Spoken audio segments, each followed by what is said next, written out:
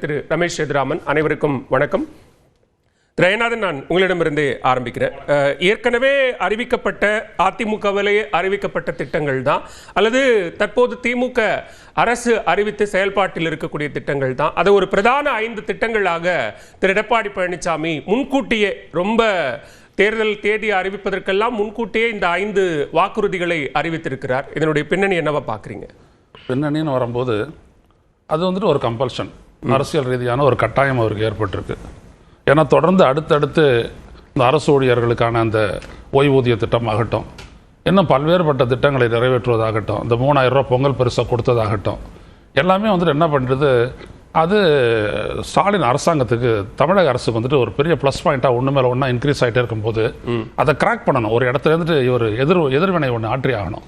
அதனால் என்ன பண்ணார், ஒரு குழு அமைச்சு அதை வந்துட்டு தமிழ்நாடு ஃபுல்லாக டூர் பண்ணி அதெல்லாம் வர்றதுக்கு முன்னாடி முதல்ல வந்துட்டு ஒரு இதை அடிப்போம் அப்படின்றதுக்காக இந்த 5 இதை அறிவிச்சிருக்கிறாரு. அதாவது 2000 ரூபா மாதத்திற்கு, இலவச பயணம் ஆண்களுக்கும் தான், அப்புறம் வந்துட்டு மகளிருக்கு வந்துட்டு 25,000 ரூபாய் 5 லட்சம் பேருக்கு, கான்கிரீட் வீடு அப்படின்லாம் சொல்லியிருக்கிறாரு. இது வந்துட்டு இதில் இவர் சொல்லும் பொழுது இவருக்கு எதிராகவே திரும்பக்கூடிய ஒரு விடை என்னன்னா, இவர் தானே வந்துட்டு 1000 ரூபா கொடுக்கறது வந்துட்டு இயலாத காரியம்னு சொன்னார். ஆமாம், அப்படிப்பட்டவர் இன்னைக்கு வந்து 2000ன்னு சொல்கிறாரு அப்படின்றது ஒன்று. ரெண்டாவது விஷயம், இப்போ அவர் சொல்கிறாரு பட்ஜெட் கன்ஸ்ட்ரைன்மெண்ட்ஸை வந்துட்டு அவர் சொல்லும் போது கடன் வாங்கியிருக்கிறாங்க ரொம்ப அப்படின்றாரு. அப்போ நாளைக்கு வந்துட்டு ஒரு ஆட்சிக்கு வந்துட்டு அதுக்கு பிற்பாடு இப்போ நீங்கள் திராவிட முன்னேற்ற கழக அரசு ஆட்சி ஏற்ற உடனே 1000 ரூபாய் கொடுக்க ஆரம்பிக்கல. அதுக்கே அவங்க வந்துட்டு எல்லாம் இது பண்ணிட்டு பிடிஆர் பழனிவேல் சொல்லி அதுக்குன்னு ஒரு எலிஜிபிலிட்டி கிரைட்டீரியனை ஃபிக்ஸ் பண்ணி அதுக்கப்புறம் தான் 1000 ரூபா கொடுக்க ஆரம்பிச்சாங்க. அதனால எல்லாருக்கும் தானே சொன்னீங்க அப்படின்னு சொல்ல அந்த வாதம் வைக்கப்பட்டது. அப்படி எல்லாருக்கும் கொடுக்கக்கூடியது இல்லைன்னு பிடிஆர் பழனிவேல் கூட டார்கெட்டட் குரூப்புக்கு தான் எப்பொழுதுமே கொடுக்கணும் அப்படின்னு சொல்லிட்டு கொடுத்தாங்க. அது வந்துட்டு இன்னைக்கு 1,30,30,00,000 பேர் பெண் குடும்பங்களுக்கு அப்படின்னு சொல்லிட்டு போகுது. அப்போ இது வந்துட்டு ஒரு எஃபெக்டிவாக வந்துட்டு கிரவுண்டில் ஒர்க் அவுட் ஆகுது அப்படின்றத எல்லாருமே ஒத்துக்கிறோம். அது வந்துட்டு அவர் தெரியாதது இல்லை. அவர் ஒரு எதிர்கட்சியினுடைய தலைவர், முன்னாள் முதலமைச்சர், அவர் கூட இருக்கக்கூடியவங்களாம் அமைச்சர்கள், அவர்களுக்கு எல்லாருமே தெரியும். அதனால கட்டாயம் வந்துட்டு அந்த எண்ணத்தில் இருந்துட்டு அந்த வாக்காளர்களை மீட்கணும் அப்படின்னோம்னா அப்போ இவர் ஒன்று கொடுக்க வேண்டியது இருக்குது. அப்போ இவர் அந்த 2000 மற்ற நீங்கள் ஏற்கனவே முன்னுரையில் சொன்ன மாதிரி எல்லாத்தையும் சொல்லியிருக்காரு.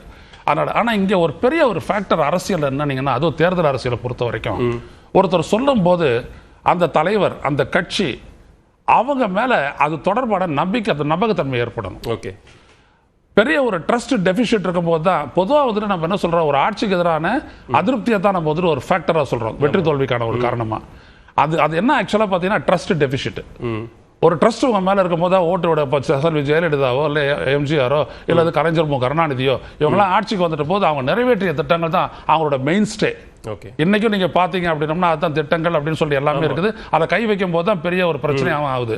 அப்ப இவர் மேல இந்த வாக்குறுதி கொடுத்த இவர் மேல இவர் நிறைவேற்றுவாரா அப்படின்ற ஒரு நம்பிக்கை தொடர்பான பிரச்சனை தான் இந்த வாக்குறுதிகள்னால அவருக்கு கிடைக்கக்கூடிய அந்த ஓட்டு இன்க்ரீஸ் ஆகும். அந்த நம்பகத்தன்மை ஏற்படலை அப்படின்னோம்னா அது நடக்காது. ரெண்டாவது விஷயம், இவர் தான் தொடர்ந்து நிறைய கடன் வாங்குறாங்கன்னு சொல்லிட்டு நாளைக்கு இது நான் எழுப்பக்கூடிய ஒரு ஐயம், நாளைக்கு நீங்க வந்துட்டு ஏன் நிறைவேற்றலை அப்படின்னோம்னா பாருங்க இவ்வளவு கடன் இருக்குது, இன்னும் கடன் வாங்கக்கூடிய அளவுக்கு போச்சு அப்படின்னோம்னா வட்டி கட்டக்கூடியது அதிகமாகும், அது வந்துட்டு பட்ஜெட்டட் எக்ஸ்பெண்டிச்சர்ல அதிகமாக போச்சு அப்படின்னோம்னா எதுவுமே பண்ண முடியாது அப்படி இப்படின்னா சொல்லிட்டு முந்தைய அரசு மேல வந்துட்டு போடலாம், ஒரு படி போடலாம். அது வந்துட்டு ஏற்கனவே நடந்துட்டு வரதான், கஜானா காலி இப்படிலாம் சொல்லுவாங்க நிறைய, அது எல்லாருமே சொல்லியிருக்கிறாங்க. அப்படி ஒரு இது போகும். ஆக இங்க திரு எடப்பாடி பழனிசாமி அவர்களுக்கும் அவர் கொடுத்த வாக்குறுதிகளுக்கு இடையில இருக்கக்கூடிய முக்கியமான ஆஸ்பெக்ட் என்னன்னா அவர் மீதான நம்பிக்கை. இவர் வந்தால் செய்வாரா அப்படின்ற ஒரு கேள்வி. அது எப்படி மக்கள் இது பண்றாங்க பொறுத்து அவருக்கு அது பெனிஃபிட். நீங்க சொன்னது போல ஒரு 1000 ரூபாய் கொடுப்பதையே கொடுக்க முடியாதுன்னு சொன்னவர் 2000 ரூபாய் கொடுப்போம்னு சொல்றதையும், மகளிருக்கு இலவசம் அப்படிங்கறது ஆண்களுக்கும் நகர பேருந்துகள்ல இலவசம் அப்படின்னு சொல்றது, ஏற்கனவே நிறுத்தப்பட்ட ஒரு ஸ்கூட்டிக்கான மானிய திட்டத்தை மறுபடியும் கொடுப்போம் அப்படின்னு சொல்றது ஒரு கவர்ச்சி மக்களை வந்து உடனடியாக நம்ம பக்கம் ஈர்த்து கொள்வதற்கான ஒரு உத்தி. ஏன்னா கூடுதலா இதெல்லாம் எதிர்பார்க்கிறாங்க, இதை செஞ்சா மக்கள் நமக்கு வாக்களிப்பாங்க அப்படிங்கிற ஒரு வியூகமா இதை பார்க்க முடியாது. வியூகம் தான் 100%. அதான் நான் சொல்லிட்டேனே, அவர் வந்துட்டு ஒரு எதிர்வினை ஆற்ற வேண்டிய ஒரு அரசியல் கட்டாயம் அவருக்கு ஏற்பட்டு இருக்குது. அதனால இல்லை, ஆனா இது புதுசா சொல்லும் போது இது பெருசா இருக்கும். ஏற்கனவே இவங்க பண்ணிட்டு இருக்காங்க இல்லையா, 1000 ரூபாய் மாசம் உரிமை தொகை, அப்புறம் வந்துட்டு பேருந்து பயணம், அப்புறம் வந்துட்டு பாத்தீங்க அப்படின்னா நீங்க பள்ளிக்கு போனீங்கன்னா 1000 ரூபாய், அப்புறம் நீங்க உனக்கு பாலைவனம், மருத்துவம், அப்புறம் காலை உணவு திட்டம்ன்றது ஒரு 18 லட்சம் குழந்தைங்களுக்கு இப்படின்னு ஒண்ணு போய் ரெஸ்ட் ஆயிடுச்சு. ஒண்ணு மட்டும் சொல்ல வரேன், வாக்காளர்கள் பலனடைந்த ஏழை எளிய மக்கள் சர்வ சாதாரணமா அவங்க அந்த இடத்துல இருந்து ரிப்ளேஸ் பண்ண முடியாது. இதை நாங்க பரப்புரையிலேயே நாங்க பார்த்தோம். 2011 பரப்புரையின் போது ஒரு கிராமத்துல கிட்டத்தட்ட எங்களை வந்துட்டு அடிக்கவே வந்துட்டாங்கன்னு சொல்லலாம். நாங்க பேசின பிரச்சனை வேற, நீங்க அந்த அவர் பெரியவர் கொடுத்துட்டு இருக்காரு, அதையும் வேணாம்னு சொல்றியா, போயா, அப்படிலாம் சுட்டு வந்துட்டாங்க. அதனால மக்கள், நம்ம ஏழை எளிய மக்கள் கிட்ட வந்துட்டு இப்ப அவர் சொல்றாரு இல்லைங்களா, 125 நாளை வந்துட்டு 150 நாளா மாட்டாங்க. அது வந்துட்டு யோசிக்க வைக்கும், முடியுமா, நடக்குமா? அதான் சொல்ல வரேன். இது it is a question of Stalin வந்துட்டுங்க. போன எலெக்ஷன் அப்ப நீங்க நல்லா உங்களுக்கு நினைப்பு இருந்ததுன்னா, திருவாரூர்ல அவர் முதல்ல திருச்சியில பேசினா, திருவாரூர்ல முதல் பிரச்சனை.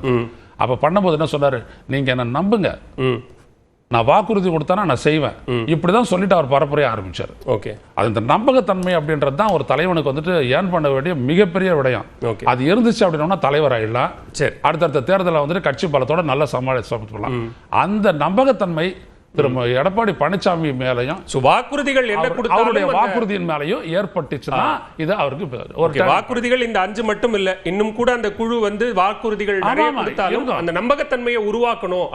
உள்ளபடியே பாத்தீங்கன்னா பாலுவேலு, இதுக்கான கவுண்டர் அங்க அறிவாலயத்துல காத்துட்டு இருக்குது. அது முதல்ல இவங்க பண்ணி முடிச்ச உடனே அதற்கான ஆம்பூஷ் அங்கேருந்து வரும். நம்ம இடைப்பட்ட நேரத்தில் நம்ம வாதிக்கிறோம். அவ்வளவுதான். முதற்கட்ட பார்வையை எடுத்துக்கிறேன், பேசலாம். ரவீந்திரன் துரைசாமி, இங்க ஒரு 5 பிரதான வாக்குறுதிகளை கொஞ்சம் முந்தி அறிவிக்கிறார் திரு எடப்பாடி பழனிசாமி. இது ஒரு அரசியல் அழுத்தம் அல்லது தேவைப்படுது, இந்த நேரத்தில் இதை அறிவிக்க வேண்டிய ஒரு கட்டாயம் இருக்கு அப்படிங்கிற அடிப்படையில் பார்க்கணுமா, இல்லை வேற ஏதாவது இதுல வியூகம் இருக்கு அப்படின்னு பார்க்குறீங்க? குறிப்பா இலவசங்களுக்குன்னு ஒரு 5 விழுக்காடு வாக்கு இருக்குது. மல்டிபிள் ஃபேக்டர்ஸ்ல ஒரு தேர்தல் முடிவு உருவாகுது. அதுல கட்சிகளின் பலம், கூட்டணி பலம், தலைவருக்கு ஈர்ப்பு சக்தி, வேட்பாளர்கள், தேர்தல் அறிக்கை, இப்படி அவங்களுடைய ஆர்கனைசிங் ஸ்கில்லு, இப்படி பல அம்சங்களில் ஒரு தேர்தல் முடிவு நமக்கு தெரிய வருது.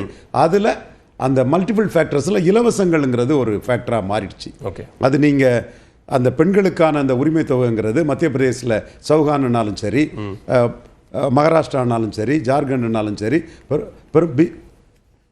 ஹரியானாலும் சரி, அந்த முதல்வர்கள் வந்து தங்களே வந்து அந்த குடும்பத்தில் ஒரு சகோதர மாதிரி ப்ரொஜெக்ட் பண்ணி அந்த விமன் எம்பவர்மெண்ட் ஆட்டு பெண்கள் மத்தியில் இத்தனைக்கும் வேலை இல்லாமல் வீட்டில் இருக்கக்கூடிய பெண்கள் மத்தியிலையும் ஒரு பணம் அவங்களுக்கு கிடைக்குங்கிற இதில் வந்து ஒரு வாக்கு வலிமை அவங்களுக்கு கிடைச்சிருக்கு. குறிப்பாக நாம் பீகாரில் கடைசியாக நிதிஷ்குமாருக்கு அதை பார்த்தோம். இதில் இன்கம்பன்சி கவர்மெண்ட்லே ஆன்டி இன்கம்பன்சி இருந்தாலும் அதை ஓவர்லுக் பண்ணி ப்ரோ இன்கம்பன்சியே பெரும்பாலான கவர்மெண்ட்ஸில் வந்திருக்குது. ஸோ அதே மாதிரி ஒரு ப்ரோ இன்கம்பன்சி வந்து எம்ஜிஆர் ஜெயலலிதாவுக்கு இருந்த மாதிரி ஸ்டாலினுக்கும் இங்கே உருவாயிடுச்சு. ஸோ கலைஞருக்கு அது கிடையாது. கலைஞர் வந்து இந்த இதுக்கு எதிரானவர், எம்ஜிஆர் சாப்பிட்றதான் சத்து உணவு, அவர் தான் சிக்கன் மட்டன் சாப்பிட்றாரு, இதுன்னு அதை கொஞ்சம் அவமானப்படுத்தி பேசக்கூடிய தன்மை தான் கலைஞர் அதை எடுத்தார். ஸ்டாலின் அதை ஏற்றுக்கிட்டு அதிமுக எம்ஜிஆர் ஜெயலலிதா பாணியிலேயே இலவசங்களுக்குன்னு ஒரு ஆதரவு வளையம் இருக்குது, அதை நாம அந்த இமேஜை முன்னெடுப்போன்னு எடுக்கிறாரு. அதில் அவர் சக்ஸஸ் ஆகியிருக்காரு தொடர் தேர்தல் வெற்றிகளில். இப்போ அதிமுகவுக்கும் இதற்குள்ள வாக்கு என்பது ட்ரெடிஷ்னலாக எம்ஜிஆர் ஜெயலலிதாவுக்கு இருந்த வாக்கு. அந்த எம்ஜிஆர் ஜெயலலிதா இமேஜை ஸ்டாலின் எடுத்துட்டார்.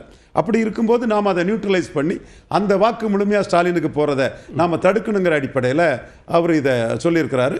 இது அந்த இலவசத்துக்கு வாக்கு இருக்குங்கிறத எடப்பாடி பழனிசாமி அக்செப்ட் பண்ணி தன்னோட கருத்தை தான் முன்வைக்கிறாரு. வாக்குறுதிகள் சொல்லலாம், ஆனா வாக்குறுதிகள் கொடுப்பவர்கள் மேல ஒரு நம்பிக்கை உருவாகணும் இல்ல அப்படின்னு திரு ஐநாதன் கேட்கிறாரு.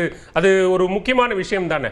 நீங்க என்னதான் எதிர்க்கட்சி தலைவர், முன்னாள் முதலமைச்சர்னாலும் இந்த தேர்தலில் நீங்களும் ஒரு கண்டஸ்டன்ட், நீங்க வந்து ஒரு வாக்குறுதி எங்களால கொடுக்க முடியும்னு சொல்லும் போது அந்த நம்பகத்தன்மை உருவாகணும். 1000-2000 ஆக்குவோம் அப்படின்னு சொல்லும் போது அப்ப கொடுத்துருவாங்க அப்படிங்கிற ஒரு நம்பகத்தன்மை உருவாயிருக்குன்னு பாக்குறீங்களா? வந்து இலவசத்துக்காக ஒரு 5 விழுக்காடு வாக்குன்னு நான் என்னோட பார்வையில பண்றேன். அதுல